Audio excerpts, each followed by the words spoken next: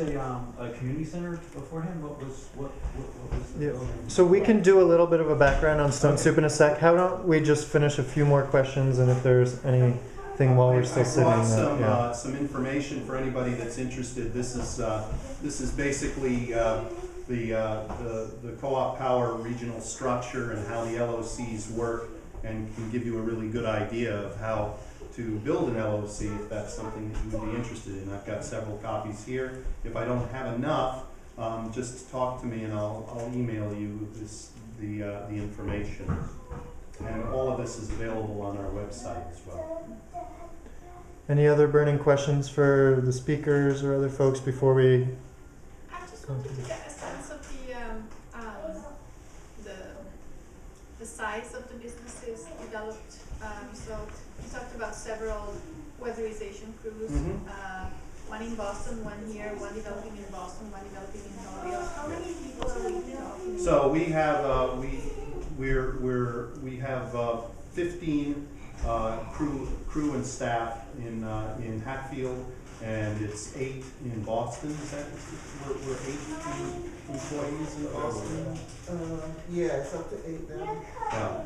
Yeah, and the we're Energia. And Energia, which I haven't mentioned yet, is a sister company in Holyoke that was incubated as a result of a partnership with 2 community development corporate nonprofits in Holyoke, Latino companies, organizations, mostly Nuestras Raíces and Nueva Esperanza, and Energia has 6 crews.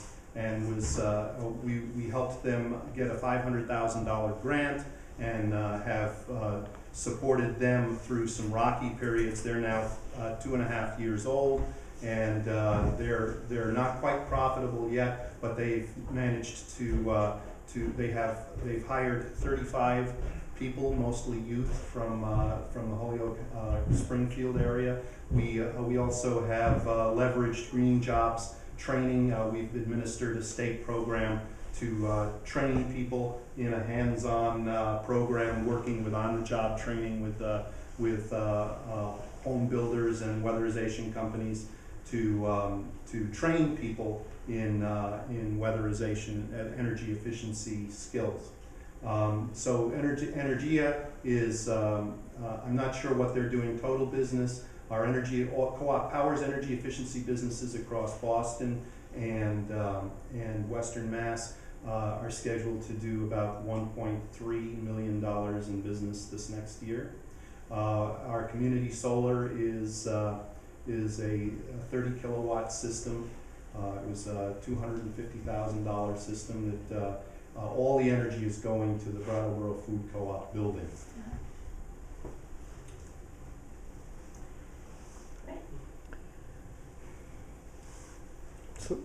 A quick background on Stone Soup, would that be useful before we head off? Or? I think it would be, yes. Okay, so several groups came together in 2005, 2006 that needed a space, right? We had different spaces. They were temporary, rents would go up, and we finally said we need a home. And like the stone that we talked about today, each group brought a little piece of the soup.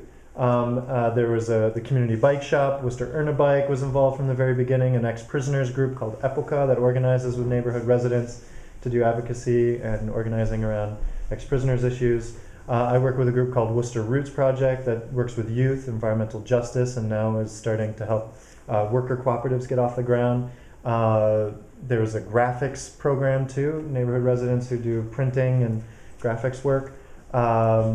The Worcester Immigrant Coalition, several groups that were doing grassroots organizing came together and bought this building, and we got it up and running in 2006, and the fire happened in 2009. So there was a lot of collaboration in that 2.5-year window while we were operating here. A lot of the groups started working together in coalitions. We did a lot of joint co-op education. It was a very drafty building. It was cold, and there was no insulation. Old building, but with the fire, like Rachel mentioned, we've been able to do a lot of improvements. This whole area is actually new. It was an addition. We didn't have a large community space before the fire either, so now we can do larger events here, and we can see a little bit of what happened with the deep energy retrofit. But it was a total replacement of electrical and more importantly on energy savings, the heat system. We have a radiant floor heating system, a super efficient boiler. So. I think too, Matt, one of the key things I saw when I was doing the weatherization work here was all the collaborative work with the unions, with a lot of Job Corps programs, and I think that was really, you know, a key part of it. It might have been temporary, but still, it's like some of these guys, these groups, the youth, they don't get these opportunities to train. You know, this is on-the-job training, as Brian was talking about, and this was a perfect opportunity. And they were working too. You have a training program, right, working maybe with a mentor, with a union, and that's one part of it. But they were also working with the other training organizations, so they could see how other groups were, the training methods used. And it's something that was really dynamic for me, anyways, to witness that. Several people got BPI certifications, lead certifications, OSHA trainings, and several of them got a foot in the door with the Carpenters Union, and now are apprentices, full apprentices at the New England Carpenters Training Center. So not only did Stone Soup get a lot of work at a rate that they could afford for this huge renovation, but all of these people also got job training that they're now carrying forward into their own sustainability throughout their careers, which was such a great matchup. It was really a great opportunity. Should be written up somewhere.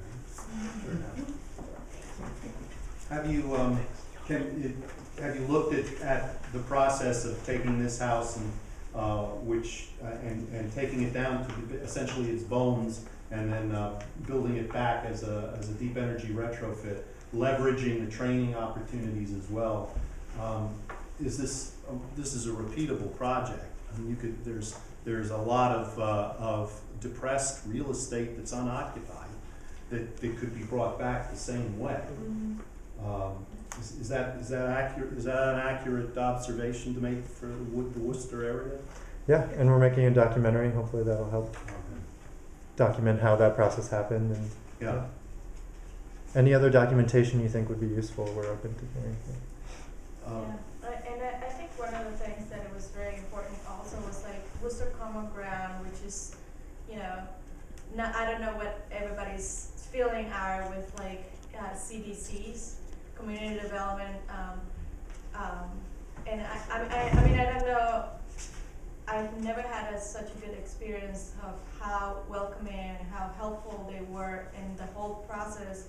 And one of the refreshing things with them is that they are a land trust. So, that's another thing that we've been thinking about it, to do a land trust on the land because, for sustainability and keeping the prices down. And who knows in 10 years where we all gonna be and who's going to be in the building or the other tenants or the other members of the co-op. So one of the things that we wanted to do is to make a land trust out of it, so we can, at least the land will stay at the same price. And another thing is when we turned into Stone Soup, before we had two lots, the lot in the back and the lot where the house is sitting, and now we have the two lots together. So it's also a yard that people can come and use and make, and we also have in top. I mean this part of the building, which is the new part, we have a garden in the top, a rooftop garden. So that's another thing that in the city, the city is very dense and it's very little gardening, and it's one area besides the park that is green. Here is two lots, one next to each other. So hopefully we're gonna be doing more gardening stuff. So really second the garden. Oh wow. Yeah. Which before we break up, can I just make a donation of the biochar to the? Yes, you may. Yes.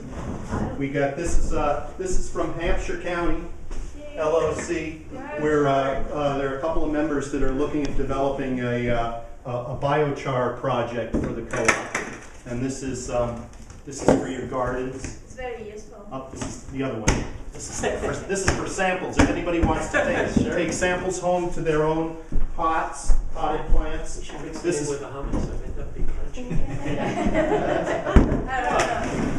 So that's for soil enhancement, and the basic principle with biochar is that you arrest the burning process of wood before it goes to ash and releases, combusts the carbon into carbon dioxide, and you take the carbon in the form of charcoal, put it back in the soil as a soil amendment, and they're finding charcoal in Native American fires that were made 4,000 or 5,000 years ago. So it stays in the soil a long time. Now, do they make this in a state-of-the-art charcoal machine? Because I don't know if you've ever been out to Leverett. They used to have coke kilns. Yeah. Spectacular. Yeah. Huge brick, beehive-shaped thing that they'd fill it with wood and light it on fire and then seal it up. And I don't think they're still using it, but they were making charcoal for a while, which is essentially the same process, right? Yeah, yeah. Is this made in like an industrial?